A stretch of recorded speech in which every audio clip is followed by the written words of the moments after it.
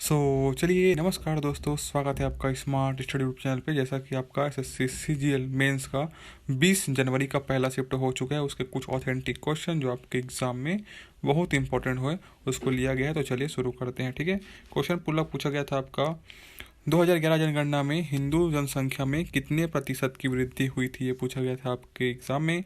याद रखेंगे, साल 2011 की जनगणना के मुताबिक हिंदू जनसंख्या में 16.76% की वृद्धि हुई थी। साल 2001-2011 के दशक में हिंदू जनसंख्या दर में कितना 16.8% की वृद्धि हुई थी, इतना आप याद में रखेंगे। ठीक है, एक था आपका पहला सत्याग्रह कब हुआ था करके, तो ये आपका महात्मा गांधी के नेतृत्व में हुआ था और ये 1917 में बिहार के चंपारण में हुआ था, याद में रखेंगे। इसे चंपारण सत्याग्रह के नाम से भी जाना जाता है। यह ब्रिटिश नील नीति के खिलाफ विद्रोह था। ठीक है, चलिए अगला आपका एक पूछा गया था उदारीकरण क्या है, ऐसे पूछ लिया गया था। तो याद रखेंगे, उदारीकरण जो कि है आर्थिक गतिविधियों पर लगाए गए सरकारी नियमों और प्रतिबंधों को कम करना और या फिर उसको पूरी तरह से हटा देना होता है ना।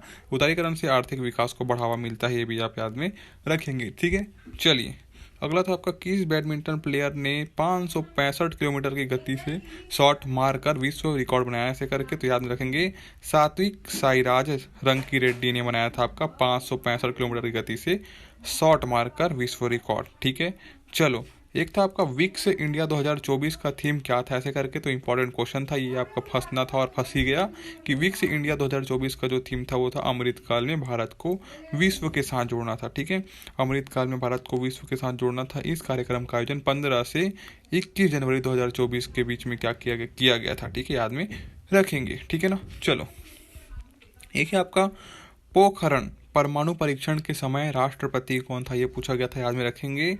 वो थे आपके एपीजे अब्दुल कलाम जो कि थे, है ना, वो क्या थे, राष्ट्रपति थे। और अटल बिहारी वाजपेयी जो कि थे उस समय भारत के प्रधानमंत्री थे, याद में रखेंगे। तो दोनों याद रखना, राष्ट्रपति बोलेंगे तो एपीजे अब्दुल कलाम, वहीं पे आप प्रधानमंत्री बोलेंगे तो याद रखेंगे अटल बिहारी वाजपेयी। ठीक है, चलो एक था आपका एशिया कप में भारत ने किस खेल में पाकिस्तान को 2-1 से हराया था, ऐसे करके। तो याद रखेंगे, इसका सिंपल सा आंसर है आपका हॉकी में हराया था। ठीक है, चलो एक था आपका साउथ रेलवे जोन का हेड क्वार्टर कहाँ है करके, बार बार पूछा भी गया है। सिंपल क्वेश्चन है आपका, चेन्नई में है। ठीक है, चेन्नई में है इसका। और दिल्ली दक्षिण रेलवे को लघु रूप में दरे कहा जाता है। ठीक है, लघु रूप में दरे कहा जाता है, मतलब दरे बोला जाता है उसको।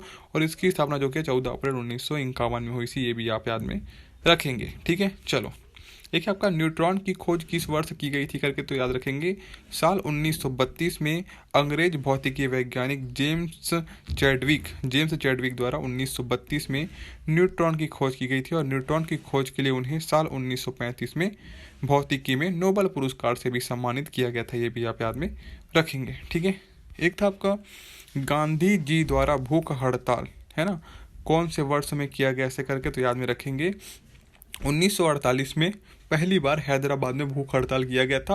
और यह हड़ताल सूती मिल मजदूरों के समर्थन में किया गया था, याद में रखेंगे। ठीक है, कब किया गया था, याद रखेंगे 1948 में। और सबसे पहले बार कहाँ किया गया था बोलेंगे तो अहमदाबाद में किया था, इतना आप याद में रखेंगे। ठीक है, वहीं पे एक था आपका ख्वाजा मोइनुद्दीन चिश्ती की दरगाह जाने वाला पहला मुस्लिम शासक कौन था, पूछ लिया गया था, याद में रखेंगे। ये था आपका कौन था बताइए, मोहम्मद बिन तुगलक था, जो कि क्या है, सबसे पहले ख्वाजा मोइनुद्दीन चिश्ती की दरगाह पर गया था। ये सभी क्वेश्चन आपके एसएससी सीजीएल में भी पूछे गए हैं, याद में रखेंगे, है ना। बहुत सारे जो क्वेश्चन है वो सिमिलर हैं। और मोहम्मद बिन तुगलक ने साल 1332 में दरगाह की तीर्थ यात्रा की थी, तो ये भी आप याद रखेंगे, साल 1332 में। ठीक है, एक है आपका कनिष्क किस क्रम का राजा बना या फिर किस समय का राजा था, ऐसे करके। तो कनिष्क कुषाण वंश के दूसरे कडफेसिस शासक के बाद राजा बना, दूसरे के बाद बना। ठीक है, और कनिष्क कुषाण वंश के सबसे प्रसिद्ध राजा था, ये तो आपको भी पता है। ठीक है, तो ये क्वेश्चन आपका किस पर्वतीय पर्यटन स्थलों की राजकुमारी कहा जाता है, पूछा गया। मतलब किस पर्वतीय पर्यटन स्थल को हम क्या बोलते हैं, राजकुमारी बोलते हैं करके।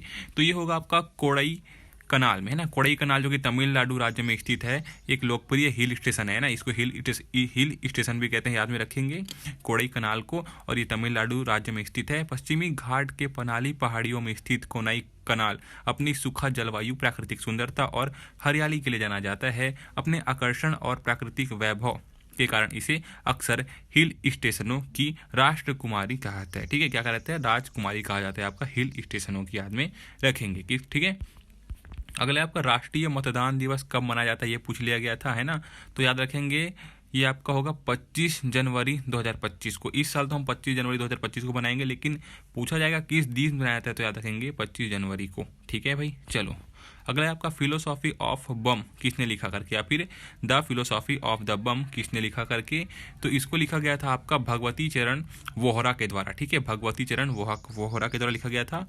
और भगवती चरण वोहरा भगत सिंह के करीबी सहयोगी थे। तो ये सहयोगी भी थे, याद में रखेंगे, है ना। तो ये चीज़ें आप याद में रखेंगे कि द फिलोसॉफी ऑफ द बम किसने लिखा था? भगवती चरण वोहरा ने लिखा था। ठीक है, चलो अगला है आपका हाल ही में शतरंज विश्व कप में विजेता रहे खिलाड़ी का नाम क्या है। तो ये 100% पूछे जाने वाला कंफर्म था, मैंने आपको पहले ही कवर कर दिया था इस चीज़ को।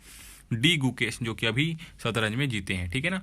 अगला, साल 2011 के जनगणना के मुताबिक भारत की जनसंख्या में दशकीय वृद्धि दर कितनी थी ये पूछा गया, याद में रखेंगे। 2011 के जनगणना के मुताबिक भारत की जनसंख्या में दशकीय वृद्धि दर 17.70% थी।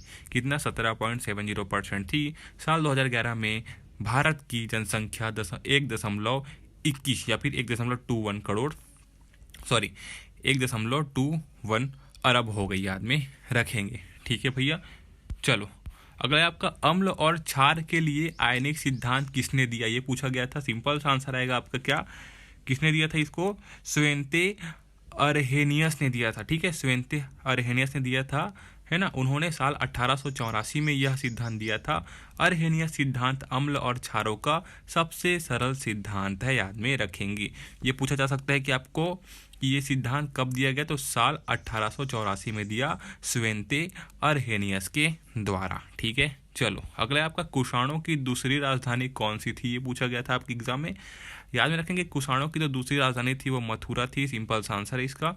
कुषाण वंश ने उत्तरी भारत में पुरुषपुर वैशावर जिसको बोलते हैं और मथुरा से प्रशासन किया। तो ये दूसरी राजधानी क्या होगी? मथुरा थी। और पहले बोलेंगे क्या हो जाएगा? पुरुषपुर। ठीक है, चलो क्वेश्चन थे आपके जो आपके एग्ज़ाम में पूछे गए थे, और अच्छा हो गया आपका एग्ज़ाम बढ़िया गया होगा, है ना। और बाकी तो टाइपिंग में हमेशा से आपका ये मिस्टेक कर ही रहा है एसएससी, जो कि है कई का शिफ्ट में आपका कंप्यूटर सही से चल नहीं रहा है, तो किसी में आपका स्क्रीन जो लाइट है वो बहुत डिम है, बहुत स्लो है, मतलब बहुत कम है। ठीक है, तो ये चीज़ें तो एसएससी हो ही रही है। फिर भी मैंने आपको यहाँ पास पूरा क्वेश्चन बता दिया है। ठीक है।